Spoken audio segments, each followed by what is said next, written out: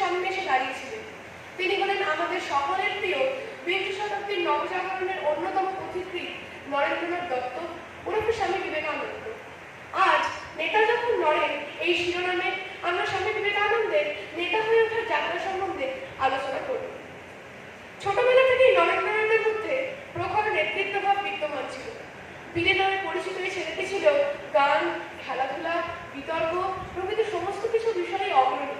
তার বুদ্ধিমত্তা, তার প্রখরতা, তার প্রজ্ঞা প্রভৃতি সমস্ত কিছু একত্রিত হয়ে তাকে একজন আদর্শ নেতা হিসাবে অন্য সকলের থেকে আলাদা করে তুলেছিল।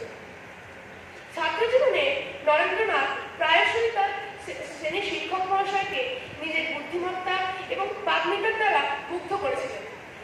ছোটবেলায় যখন তিনি তার বন্ধুদের সঙ্গে রাজা রাজা খেলতেন তখন তিনিই হতেন রাজা। একবার বোটানিক্যাল গার্ডেনে যাওয়ার উদ্দেশ্যে তিনি তার বন্ধুদের সহিত নৌকা বিহারে বেরিয়েছিলেন। পথে অসুস্থতাবশত তার এক বন্ধু হঠাৎই নৌকায় বহন করে ফেলে।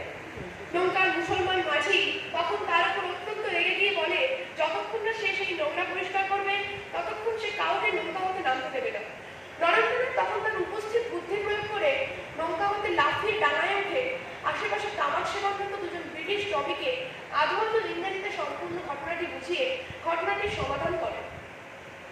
এই সমস্ত ঘটনাগুলি দেখায় কিভাবে নরেন্দ্রনাথ তার প্রজ্ঞা এবং তার উপস্থিত বুদ্ধির সাহায্যে নিজেকে ক্রমশই একজন প্রকৃত নেতা হিসাবে অগ্রসর করাচ্ছিলেন। কলেজ জীবনে নরেন্দ্রনাথ বিভিন্ন ধর্ম ও দর্শনের প্রতি আকৃষ্ট হন। দক্ষিণেশ্বরের শ্রীরামকৃষ্ণ পরমহংসদেবের সান্নিধ্যে আসেন এবং তার কর্ম ও আদর্শে অনুপ্রাণিত হন। শ্রীরামকৃষ্ণদেবের সান্নিধ্যে আসার পর থেকেই নরেন্দ্রনাথের মধ্যে একজন সত্যিকারের নেতার বীজ রোপিত হয়।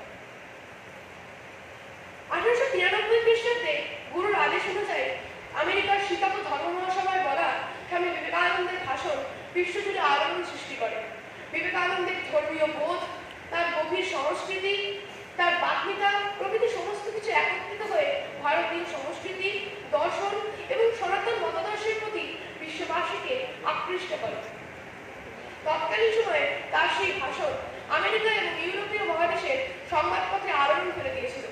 ধর্ম মহাসভায় উচ্চারিত স্বামী বিবেকানন্দের প্রথম চরণটি ছিল sisters and brothers of America, অর্থাৎ আমেরিকাবাসী আমার ভগ্নী ও ভ্রাতাগণ। শিকাগো থেকে ফিরে এসে স্বামী বিবেকানন্দ স্বদেশে রামকৃষ্ণ মঠ এবং মিশন স্থাপন করেন। এই প্রতিষ্ঠানটির মাধ্যমে তিনি দেশ ও দশের সেবায় আত্মনিয়োগ করেন। তিনি যুব সমাজের উদ্দেশ্যে বলেছিলেন, ওঠো, জাগো, আর লক্ষ্যে না পৌঁছানো পর্যন্ত থেমো না। হে যুবকগণ, তোমরা ভয় পাইও না। ভয় হলো জগতের সর্বাপেক্ষা মূল কুসংস্কার। ভয় হলো জগতের সমুদয় দুঃখের মূল কারণ।